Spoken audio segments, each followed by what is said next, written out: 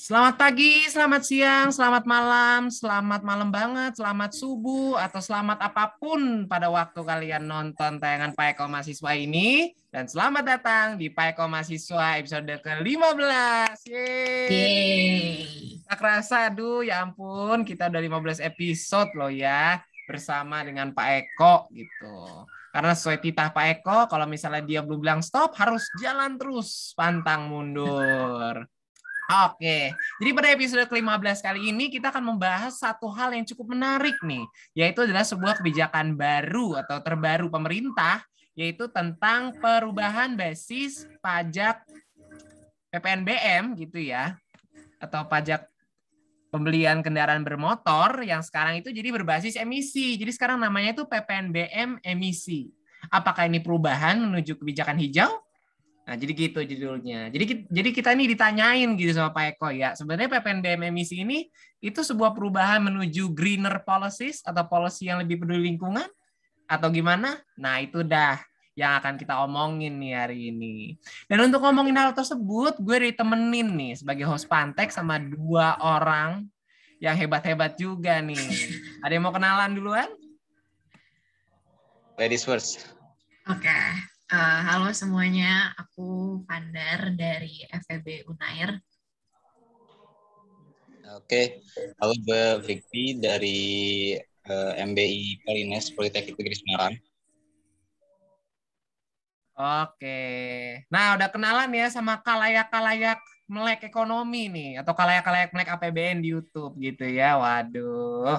Hebat-hebat kan, bener kan? Gue nggak salah emang milih teman-teman host Pantek gitu. Oke deh, tanpa berlama-lama lagi, mungkin kita langsung aja straight to the questions nih. Kita mulai dari pertanyaan pertama dulu nih, yaitu apa sih PPNBM emisi? Nah, siapa dulu nih? Bebas. Terserah. Oke, dari gue sendiri ya. Pajak penjualan barang mewah berbasis emisi. Nah, itu berarti di mana pajak itu suatu barang yang kena pajak, terutama untuk golongan mewah, kendaraan bermotor, yang penekanannya adalah di berapa besaran emisi atau efisiensi bahan bakarnya. Yang mana kita tahu dari KBBU pun bahwa emisi itu adalah kandungan gas mesin yang dibuang ke udara. Ya, at least itu pasti hubungannya dengan polusi atau kotoran udara gitu kan. Nah, jadi tahun 2019 yang lalu itu dibentuk tuh peraturan pemerintah nomor 73 tahun 2019 yang pada tahun 2021 itu direvisi.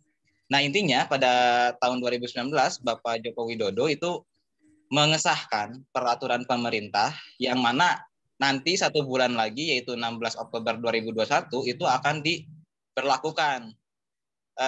Isinya yaitu mengubah aturan kebijakan PPNBM yang dulunya berdasarkan jenis mobilnya atau jenis motornya itu menjadi ke fokus di emisinya atau seberapa kecil besaran emisinya.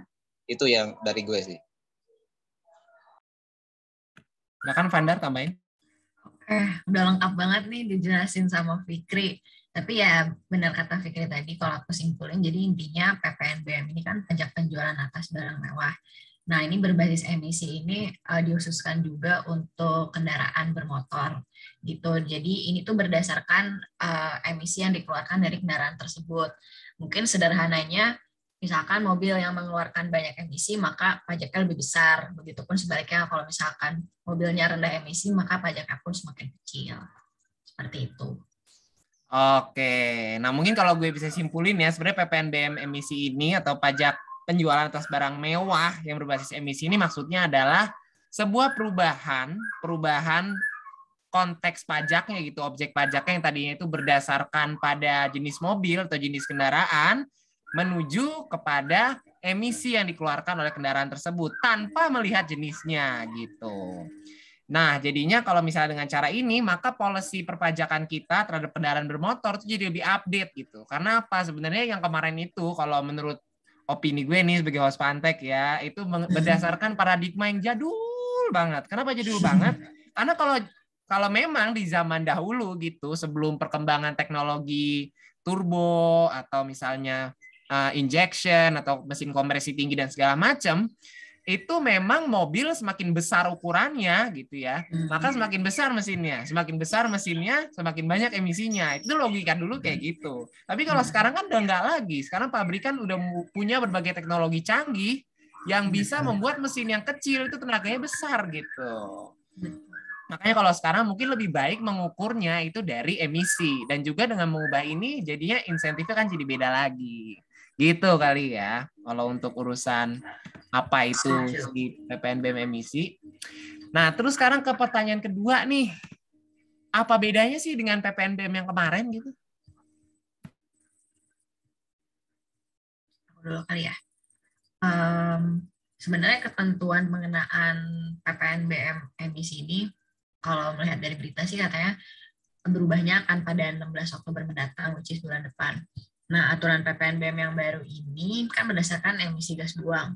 Kalau misalkan sebelumnya tuh setauku berdasarkan kapasitas mesin ataupun sistem penggeraknya. Ini tuh kalau misalkan dijabarin macem-macem banget ya. Apa namanya? Mungkin aku jabarin kali ya. Kalau misalkan PPNBM sebesar 15%, itu kalau untuk mobil mesinnya bensin itu syaratnya emisi gas yang dikeluarkan itu di bawah 150 gram per kilometer. Begitupun mobil mesin diesel. Kalau misalkan 20% nih naik, itu mobil mesin bensin itu kadar CO2-nya harus keluar antara 150 hingga 200 gram per kilometer. Terus kalau misalkan PPNBM sebesar 25%, mobil mesin bensin itu kadar CO2-nya keluar sekitar 200 sampai 250 gram per kilometer. Kalau 40 naik lagi, ini sekitar lebih dari 250 gram. Nah, kalau misalkan apa namanya untuk mobil dengan kapasitas 3.000 sampai 4.000 cc itu kan maksudnya lebih tinggi lagi juga ya. Itu bisa PPNBM-nya mulai dari 40 sampai 70%. Dan yang paling menarik adalah untuk PPNBM emisi ini juga menetapkan pajak 0% untuk mobil listrik ya, mobil listrik itu. Mungkin Fikri silakan nambahin. Oke. Tadi udah komprehensif banget ya. Mungkin gue nambahinnya dari ini sih. Kalau yang tahun 2013 kan itu ada mengatur tentang LCGC ya, kendaraan LCGC atau low cost green car. Nah, itu tuh dulunya PPNBM-nya kan 0%. Nah, di adanya revisi ini, pergantian ya, tadi perubahan menuju berbasis emisi. Nah, si aturan tentang LCGC ini berubah. Jadi kena charge lah istilahnya. Ada 3%, tapi kalau dalam dasar pengenaan pajaknya, itu yang dari sumber literasi, itu sekitar 20% nantinya. Ya, pastinya akan membuat LCGC ini menjadi lebih mahal kan, yang asalnya lebih murah gitu dulunya, sekarang jadi lebih mahal sih. Itu efeknya dari adanya penerapan aturan ini. Itu aja sih nambahin. Waduh, ini saking lengkapnya gue sampai gak mau chip in apa-apa lagi nih. Udah lah, langsung rangkum aja deh. Jadi intinya itu bedanya sama PPNBM yang lalu-lalu itu, kalau yang lalu-lalu itu ada berdasarkan penggeraknya, apakah dia two wheel drive atau four wheel drive, terus juga berdasarkan jenis kendaraan, terus yang terakhir juga berdasarkan kapasitas mesinnya gitu ya. Karena mungkin asumsinya nih, kalau misalnya makin gede mesinnya makin tidak ramah lingkungan. Padahal ada loh mesin-mesin kecil yang juga belum terlalu ramah lingkungan karena emang secara teknologi mungkin dia masih teknologi yang lebih zaman dahulu gitu. Misal nggak boleh nyebut merek tapi ngomong ada kendaraan begitu. Nah, lalu juga di masalah LCGC yang dulunya pas dibuat istilahnya kebijakannya pada tahun 2013 itu PPNBM 0%, sekarang jadi 3%. Terus juga kendaraan listrik gitu yang digadang-gadang sebagai kendaraan masa depan itu dikasih PPNBM malah 0%, karena mungkin ya ngelihat tren sekarang yang makin environmental minded gitu ya. Makanya kendaraan-kendaraan yang dianggap emisinya tuh 0 gitu dikasih pembebasan dari PPNBM ini. Gitu ya. Oke. Lanjut ke pertanyaan ketiga dari Bapak Eko kita. Nah, terus mengapa sih dirubahnya jadi berbasis emisi karbonnya gitu? Bahkan sampai gue tadi lihat di salah satu portal berita ini dibilangnya dalam tanda kutip pajak karbon terhadap pengguna kendaraan bermotor gitu. Nah, kenapa harus basisnya emisi karbon? Kenapa nggak misalnya karbon dalam produksinya atau gimana gitu?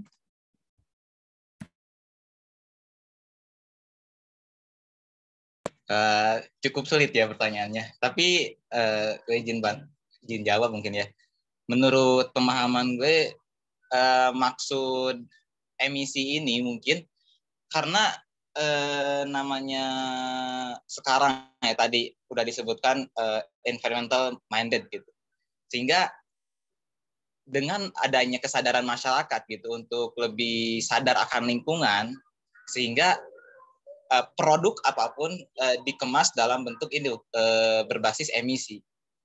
Misalnya nih untuk kendaraan ini, karena dengan adanya tadi industri otomotifnya yang beralih gitu ke apa tadi istilahnya berbasis emisi gitu, bisa jadi itu membuat diversifikasi juga di industri otomotif, jadi lebih banyak jenis gitu.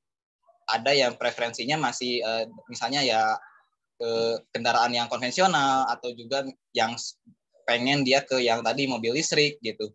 Sehingga sebenarnya dari banyaknya diversifikasi produk tersebut demand ke apa industri otomotif juga makin banyak kan. Apalagi sekarang pandemi gitu, otomotif juga lagi tertekan gitu. Salah satunya mungkin itu. Yang kedua dari faktor ini lingkungan juga.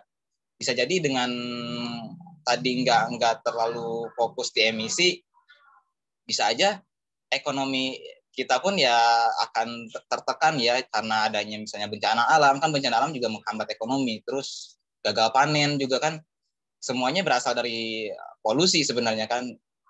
Mungkin seperti itu sih ya kalau dielaborasi gitu. Mungkin aku nambahin aja, sebenarnya pasti juga salah satu tujuan utamanya untuk menjaga lingkungan juga. Karena ternyata menurut data juga, ini tuh untuk mencapai pengurangan emisi karbon yang diperkirakan di tahun 2035 itu bisa mencapai 4,6 juta ton CO2 kayak gitu. Terus juga mungkin selain itu juga diharapkan dengan adanya kebijakan baru ini juga dapat mendorong peningkatan pendapatan pemerintah juga.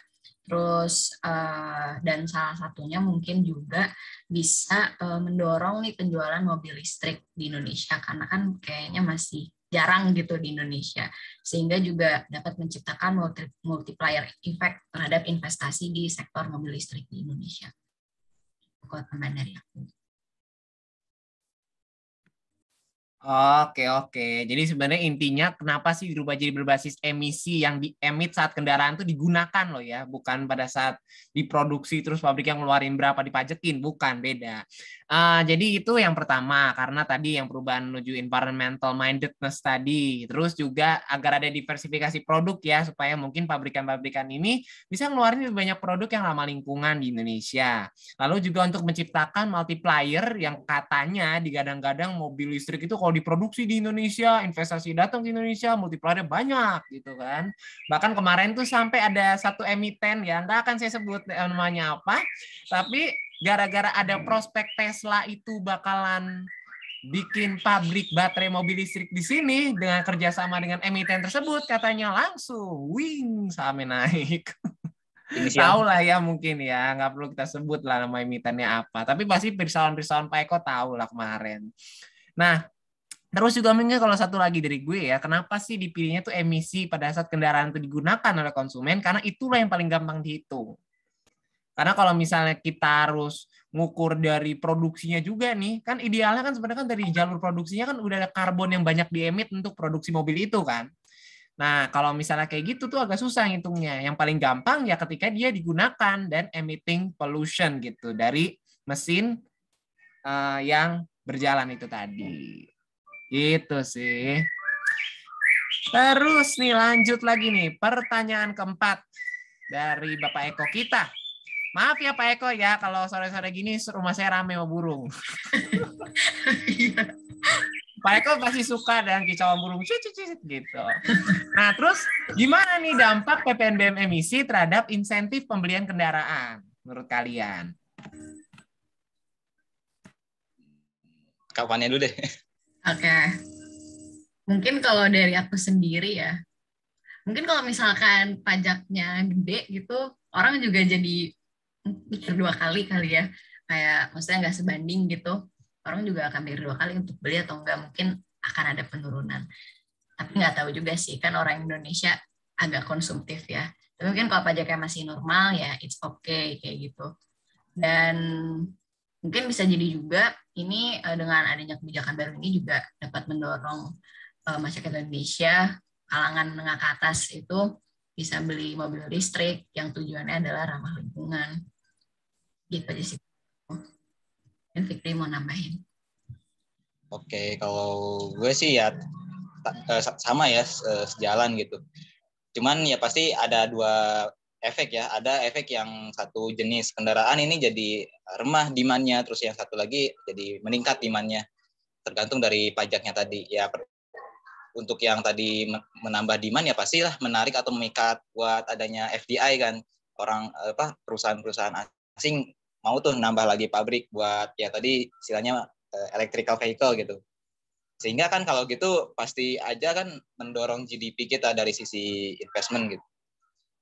Sama satu lagi ya tadi ada yang menurun, yang menurunnya bisa jadi dari jenis misalnya kalau gue lebih suka yang LCGC gitu. Jadi ya menurun lah itu dari omset dari jenis LCGC itu gitu. Efek dari adanya pajak penjualan ini.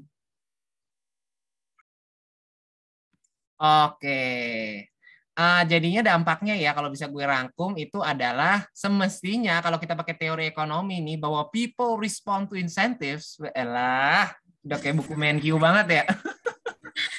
Mestinya dengan adanya pengenaan PPNBM yang nol buat mobil listrik, yang kalau di Indonesia sekarang ini baru dipakai oleh orang-orangnya ekonomi menengah atas, mestinya mereka bisa jadi pelopor lifestyle baru yang lebih ramah lingkungan dengan membeli mobil listrik gitu. Apalagi kalau sekarang kan kayak ada social competition gitu, atau kompetisi sosial di antara orang-orang yang kelas menengah atas itu untuk hidup ramah lingkungan gitu kan. Loving Mother Nature. Loving Mother Nature. Nah, terus juga mestinya sekarang ini kalau misalnya kita lihat PPNBM LCGC yang tadi 0 ke 3% itu agak sedikit mengurangi ya pembeliannya ya pasti dari konsumen karena harganya jadi sedikit lebih mahal. Padahal tadinya LCGC itu unggul secara harga toh, bukan secara fitur, bukan secara kualitas. Oke deh. Sama mungkin diharapkan juga konsumen otomotif in general di Indonesia yang banyak itu bisa membeli mobil-mobil yang emisinya lebih rendah gitu ya. Karena sekarang di pajak ini berbasis emisi yang keluar dari knalpotnya. Oke, manju. Nah, sekarang terakhir nih. Terus gimana posisi kalian? Setuju nggak sih sama perubahan ini yang tadinya dari CC mesin, dari jenis kendaraan, penggerak, dan lain-lain, sekarang jadi emisi karbon. Setuju dengan perubahan ini? Kalau misalnya setuju, kenapa? Enggak, kenapa? Gitu.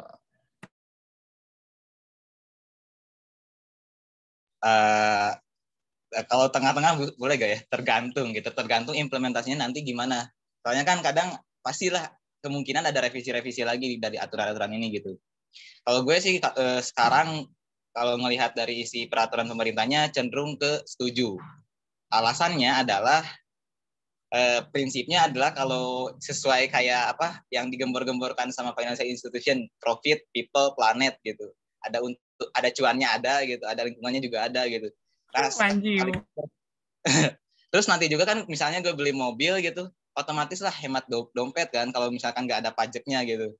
Nah, sekaligus itu kontribusi juga kan buat ya seolah-olah kayak apa istilahnya filantropi gitu, filantropis buat membangun bisnis yang sustain. Jadi ya why not kan kalau nggak ngedukung gitu. Ya intinya sih gitu sih. Kan lebih istilahnya lebih murah gitu untuk kalangan menengah, apalagi untuk menengah ke atas juga lebih tertarik gitu. Itu sih.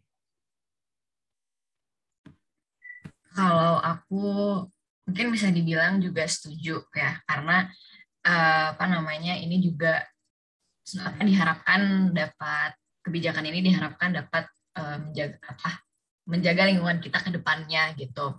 Terus juga kan sebenarnya mungkin kalau misalkan di Jabodetabek terutama kan udah ada public transportation juga ya.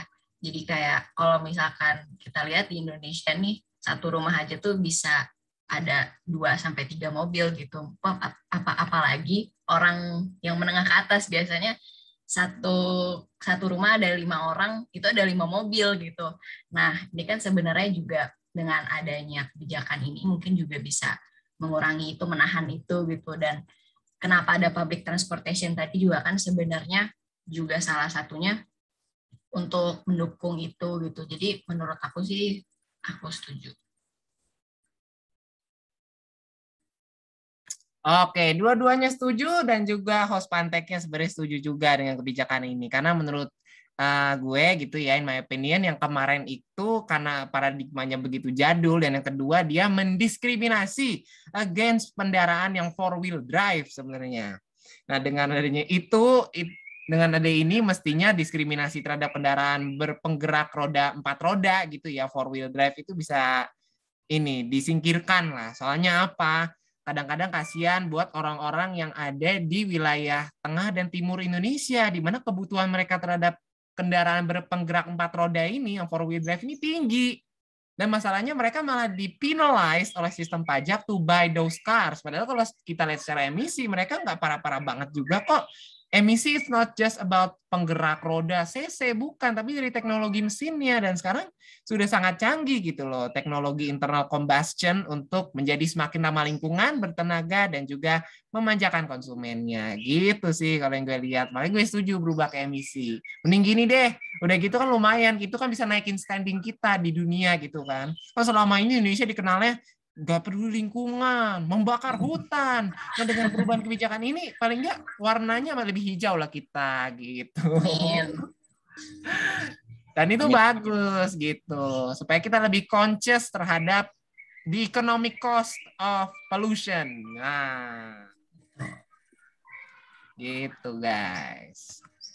Ada lagi yuk mau kita omongin nih soal pertanyaan ini nih, dari Pak Eko. Jadinya ini tuh perubahan menuju kebijakan lebih hijau atau gimana ini?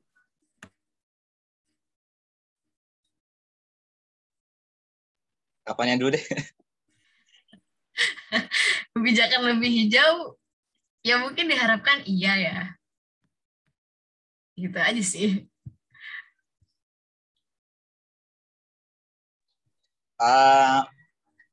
Istilah kalau hijau-hijau gitu ya pasti lingkungan ya. Ya dari isinya sih cenderung mengarah ke sana kan. Sebenarnya yang tahun 2013 juga sih udah ada seolah-olah kayak mengiris kaitan lingkungan kan, yang low cost itu LCGC itu. Nah, cuman kalau yang di 2021 yang revisinya itu lebih ditekankan lagi. Jadi yang benar-benar pure gitu, pure dari misalnya nih kayak ada apa sih kendaraan flexi engine nih kalau gue lihat di ini pasal 35 nih, bahwa yang berbahan bakar nabati yang pastinya non fosil kan itu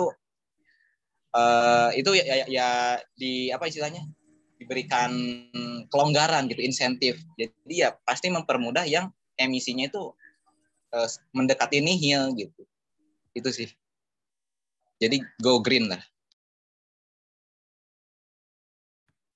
Iya, oke deh. Nah, mungkin itu ya pernyataan dari Fikri tadi menutup gitu episode ke-15 dari Pak Eko mahasiswa ini. Jadi Pak Eko, intinya jawaban kita kesannya kebijakan ini tentu mengarah ke yang lebih hijau gitu, lebih environmental minded gitu, lebih sadar terhadap lingkungan kita, lingkungan alam kita. Tetapi kita perlu lihat lagi implementasinya, karena kebijakan yang lalu-lalu itu meskipun kelihatannya ramah lingkungan, tapi ternyata implementasinya ada bolong sana bolong sini gitu. Semoga aja enggak ya. Semoga aja kita belajar dari kesalahan yang lalu-lalu. Amin. Jadi makasih banget ya buat orang-orang yang masih setia nontonin kita sampai saat ini di episode ke-15 ya. Wow banget, aduh. Kagum Pak Eko. Dan jangan lupa juga untuk selalu like video ini, share video ini, dan juga subscribe ke channel Lapak Ekonomi. Karena di Lapak Ekonomi Anda akan mendapatkan berbagai insight soal perekonomian kita gitu ya secara makro yang tentu saja dikemas dengan cara yang mudah dipahami, unik dan lucu. Gitu. So, sekali lagi thank you for the attention. Terima kasih telah menonton dan sampai jumpa di minggu depan. Dadah.